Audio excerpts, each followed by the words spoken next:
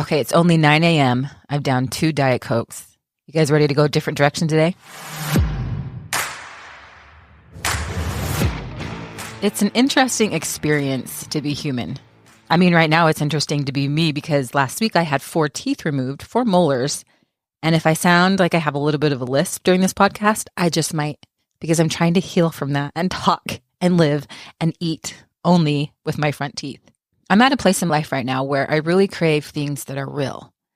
So when I hop on a podcast, I can't pretend that I feel great. I can't pretend that I'm not in pain, and I can't pretend that something doesn't hurt. But I also can't pretend that life isn't good and beautiful and wonderful and that I'm happy to be alive. I mean, sometimes I look around when I'm out and about with other people and I see someone older and I think, how crazy is it that you're still alive? For this many years, these many days, these many seconds, your heart has been beating. You have been taking care of yourself, paying your bills, eating food.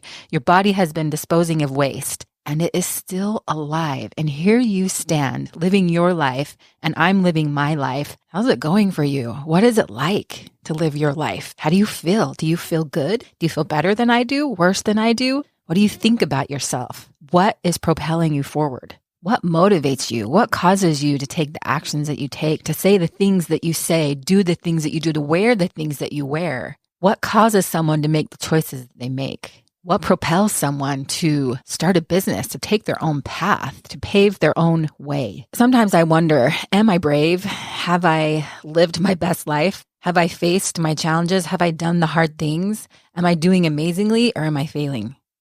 Am I falling short? Is it enough? Am I enough? Can I do it? Will I ever be free? Sometimes I feel guilty. Like I was lucky to marry Justin, to ride on his entrepreneurial coattails. Like he has this vision, this wisdom, this confidence. And he has his weaknesses, but he believes and he goes. He sees things differently. And I have been able to ride that train. And even though it's been chaotic at times, I feel guilty that I was blessed to marry someone who has been able to take care of our family financially. And I think, if it was up to me, I probably would have made a certain amount of money and I wouldn't have done this and this and this. And I feel bad about that sometimes. What's that all about? Why do we think the things that we think? And why do we feel the way that we feel? And you might be wondering, who cares, Tara? Why do you think these things? Why do you feel these things? Why do you ask these questions? Because I've had to. Because I've been overwhelmed with what has lived inside me at times. And so I've had to face certain things, sink or swim. That's been my life. I don't think I would have chosen to do the hard things that I have done unless I was honestly forced to. Like it's been so uncomfortable to live inside this body that I live in with the things that I have carried and stored and the ways in which I have seen them. And it has kicked my butt time and time again. I think we all want something to hold on to that's secure when our fears or insecurities are being hit. But what's challenging is when the secure thing that you thought was so secure, that you were holding on to so tightly, is being removed while also being hit harder at a deep level. It's quite the party. You take 2 different people, one who has a lot of fears and insecurities about themselves, about money, about what other people think of them, put them in a business. And then you have another person who is pretty fearless with money, has all kinds of thoughts and ideas and dreams, doesn't totally care what other people think most of the time, and has this living, breathing vision inside of them. You take those 2 people, marry them, and put them together to work on a project. It's going to get pretty interesting at times. I've always wondered why Justin's entrepreneurial battery seemed to have so much more life in it than mine. How could he believe these things? How could he go so far? How could he push so hard? And I've fought so hard to keep up with him and to stay in pace with him and to let go of my fears so we can actually get to where we are going. And over these years, I am realizing that whatever we did on the outside, whatever was going on externally, whatever risk we were taking financially, with our home, with our family, with our kids, with our business, all those things on the outside haven't been the scariest thing that I have ever faced. The scariest thing I have ever faced in all of those situations has always been me. It's always been me. I used to look at a situation and go, I don't want to do that because it's scary and uncomfortable. But what I'm realizing is I don't like how I feel when I have to go into that thing. Tara is scared of Tara. When we started this business, I was scared because we had some past baggage. We've talked about this. And so I would tell myself, I don't want to do that because I'm scared of it and it doesn't feel good. But it has always been Tara facing Tara. Nothing outside of me has really been the problem. It's always been what lives in me, what scares me, what holds me back, what weighs me down, what heaviness do I face and do I carry? So we talk about this with business owners because what lives inside of you will have a very subtle and powerful effect on your ability to create what it is that you desire to create. Over the years, we've worked with so many people. And when someone expresses a fear or concern or insecurity inside, I think, yeah, I feel you. I get you on that. And it is wearing you down. It has worn me down. I feel you. How can we get past it? And that has been the ever-present question in my mind since I was a young girl. So I have been on a journey to find the Tara who is not scared of all the things, who's not held back by all the unknown problems that could arise, and who feels light and alive and herself. Let's get even a little more real here. We all experience discomfort, anxieties, fears, darkness. We all have to face it, whether we want to or not. And it's hard to express that journey because we all want to present ourselves as someone who's happy and fun and exciting and doing cool things. But it's a real journey that we have to take. And last night around 10:45 p.m., just some thoughts started flowing about this avoidance of hard things and things that scare us. And the only way I could articulate it was in a poem that I wrote this morning very quickly. It's not perfect. It's not grammatically correct. It will win no awards, and I will not go down in history for it. But it is a part of my story here on this planet. So let's see if we can figure out why sometimes it's hard to get to the places, feel good, and everything's all right. If you haven't experienced any darkness in your life, this poem will not resonate with you. You will not understand it, and it may be in code.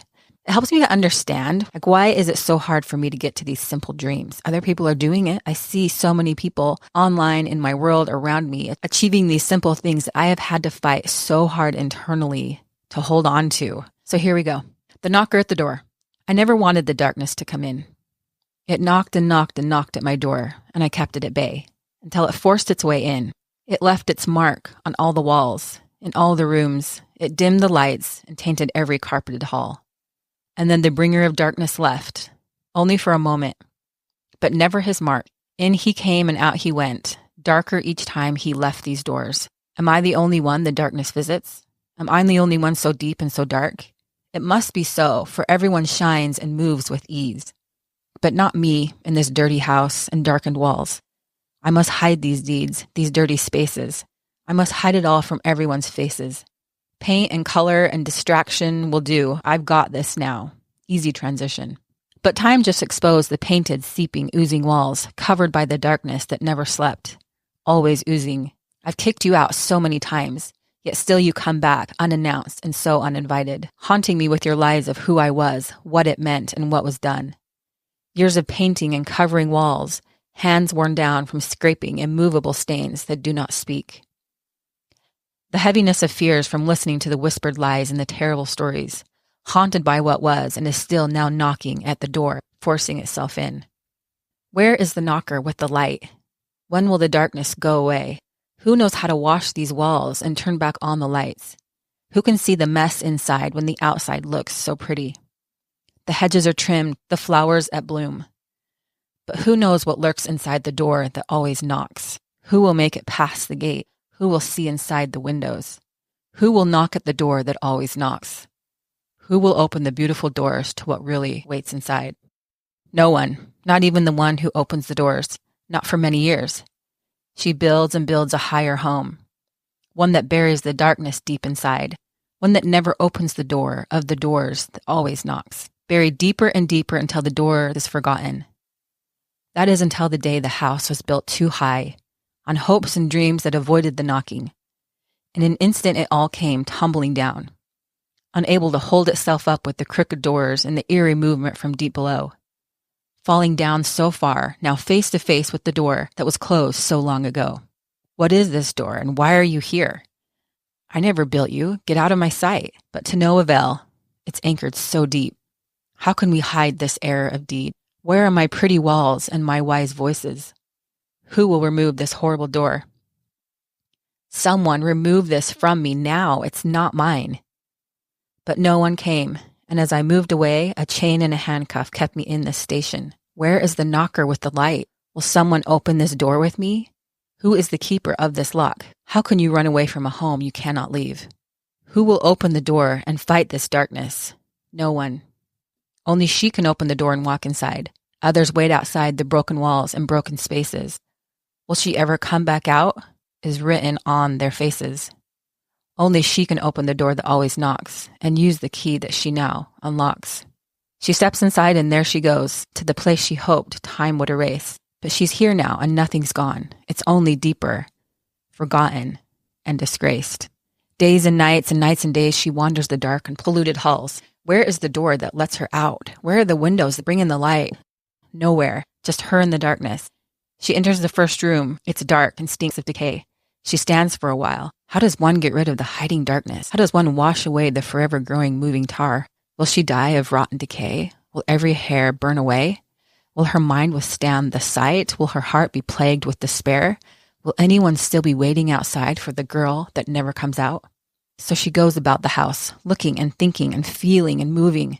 Something's happening, but it's hard to tell. Is she becoming the dark or is the darkness thinning? No one knows and no one tells. Where did the door go that let her in? How does one survive the darkness and the door that hides its face? Is anyone still waiting for her outside the gate? Does anyone know she's been gone for so long? Where is the knocker who loved her so well? He waits outside the gate, flowers in hand, calling to her, yes, you can. Yes, you can. The darkness will dissipate.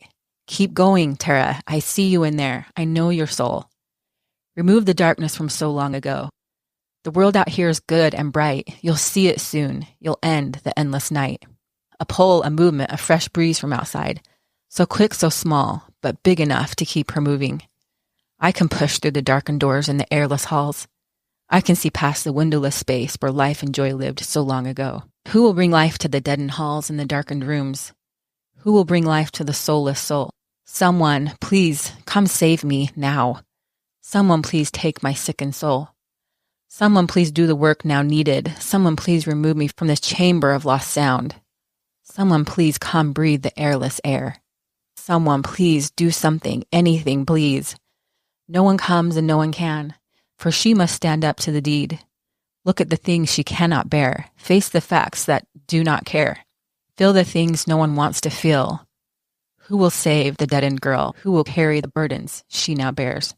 No one's there. The Father of lights so easily gives, but can't be found in the eerily empty yet crowded halls. How can empty halls feel so thick? How can space feel so full of pain? How does one remove the deafening stink? How can I breathe, she says to herself. My hands are so dirty and there's nowhere to hide. How did I get here? Where am I inside? Something calls to her in words without words. Push into the darkness. Go to the darkest place. Open the doors with your bravest face. See what's inside. See every part. Don't close your eyes. The eyes that see everything now. The heart that searches all its pain. The mind that lets its sickness go. Take in what you can, then close the door. Go about your business until you're ready for more. Open that door and see what's inside. Accept what you see and let go of your pride. Nothing here is bigger than you. Nothing here can hold you back now. For you open the door that's knocked so loudly for so many years. You open the door that always lies. You open the door so dark and so deep. You open the door you vowed you'd never have to repeat. You made the journey, you're finally here. Don't you want to know what lies beneath? No, don't make me go. Please, I beg.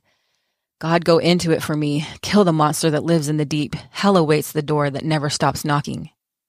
But he doesn't respond, nor does he answer. Just looks at the door her hand now moves to. How does it twist and how does it open? Who opened the door and how did I get here?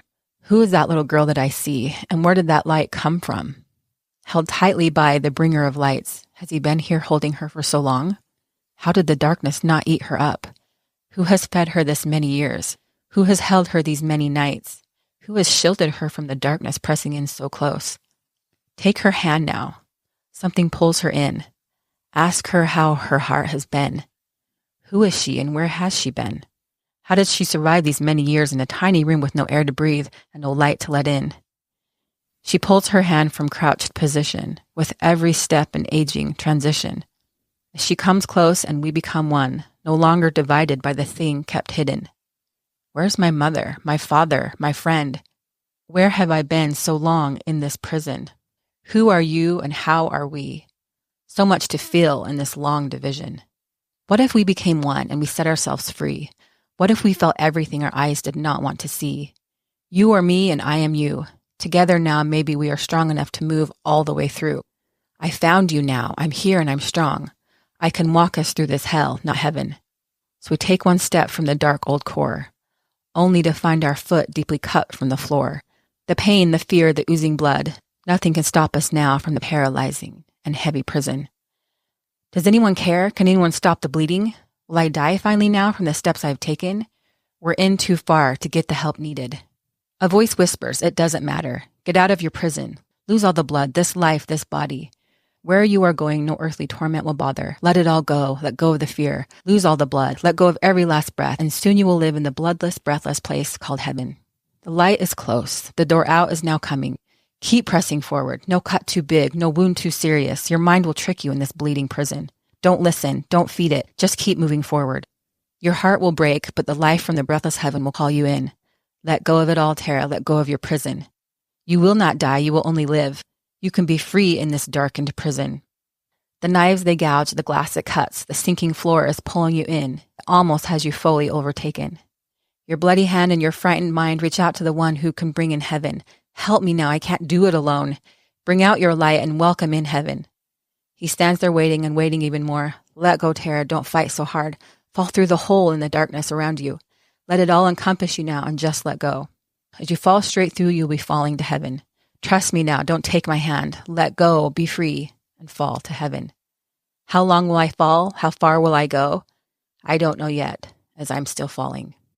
And that is the end of the knocker at the door. So I asked the question again, what lives in you? What are the doors that just keep knocking? Because they'll keep knocking. To me, the scariest thing that I've faced in my life has been me. As I think about the things that I've overcome, it's not been this big, huge, miraculous event. It's been moments of, instead of blaming the world and blaming people and situations and experiences, even though at times I have been a complete victim, and sometimes I've been the perpetrator. How does one navigate the world while carrying things inside? And this is why I asked this question. Number one, to give you validation for what you experience and how you feel. I validate you, and I challenge you to open the door that scares you. You might be asking, well, where's the door? How do I know? What scares you the most? What thing do you think of that sometimes you don't even know you're thinking of because the mind pushes it away so hard? When will you open the door that sets you free? The interesting thing about these knocking doors that scare us so much is it's a lot scarier to be on the outside of a door that looks so forlorn. It surprised me many times when I opened that door that the thing I thought that lived in there that was so scary and fierce was actually not that scary at all. It was always harder, scarier, more intense to be outside of the door with my hand outstretched, ready to open it. Yes, sometimes we are overwhelmed with feelings. Yes, the heart is complicated. Sometimes what emanates from the heart, what vibrates from it, what comes out of it, we can't understand. And as it bubbles up, our mind wants to make sense of it.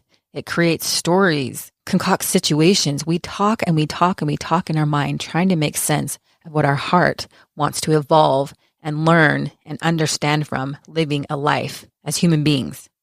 Now, you might be one of those who are wondering, Tara, how do you tackle this? How do you face this? How do you open those doors? At least that's what I would be wondering, because it's something that I've had to confront. I will share 4 friends with you, 4 people who I hang out with every single day, over and over and over again, as my mind and heart are trying to make sense of what it is that I feel on a daily basis. I'm going to give you 4 different people. Do not read these all at once. You've probably heard of a lot of them. And when I felt like my house came tumbling down and I didn't really have a foundation to stand on, I realized that a lot of what I thought my foundation was actually not really that great of a foundation. And so I've had to shift a lot of the ways into which I think. On the outside looking in, it looks pretty similar. I don't look all that different. But inside, there has been great shifting and movement and change with how I see the world, how I see myself. All of that, those huge foundational pieces have really made some big, big shifts. Now, I've been taught a lot of really great things in my life, but what gets you here won't necessarily get you to where you want to go. There's a saying that I love, and I'm not necessarily sure who said it, but it goes, yesterday's tonic is today's toxic. Meaning sometimes the thing that got us here needs to mature and evolve into something that will get you to the next place. Now, I'm not talking about an external place. I'm not talking about traveling or making money or having this relationship or having more kids or having more things or doing more. I'm talking about getting to a place inside of you that is at peace, that is happy and joyous, that is back to your natural state. These aren't, as Eckhart Tolle says, these are not emotions, which are responses to thoughts in the mind. These are states of being where I am at peace with me. I'm at peace with life, and fear does not run me. Fear does not have the torment that it used to have. So here are 4 people. I know you're running a business. You may be in relationships. You may have kids. You may be doing a lot of things. I don't recommend reading 4 of these at once, but I would read them in this order. But you choose whatever order you prefer. So number 1, one of my best friends, who doesn't know they're my best friend, but really they are, is Michael Singer. Living Untethered Beyond the Human Predicament is incredible for helping you to understand the preferences, the things that you have set up in your life that aren't working for you. The way we avoid uncomfortable things and how to handle those in really simple ways that takes some courage to face. But his book is insane. I read it, I don't even know how many times, because I'm still trying to grasp the principles, what he's teaching, and get to that place of continuous peace. I get glimpses of it from time to time. Sunday was a really peaceful day to me where I felt so much peace in my system, so much life, so much goodness, like an excitement for life that I have been battling for these past years, if I'm being honest. The second person is Eckhart Tolle, The Power of Now. Learning how to not fear the past and fear the future. Be good living in the moment with yourself, who you are, and letting go of those pain bodies. Really, really amazing. I'm sure you've all heard about him, but I try to read and listen to everything he puts out because it's incredible. My third best friend is Byron Katie and her book, Loving What Is, and anything that she writes. All 3 of these people, and I'll share the 4th, anything that they write, I love to read because it helps me to grasp what I'm trying to grasp at, which is peace, joy, and excitement and passion for life. What I love about learning from different people and different voices on a similar topic is that everybody explains it in their own way, in their own unique tongue, in their own unique experience.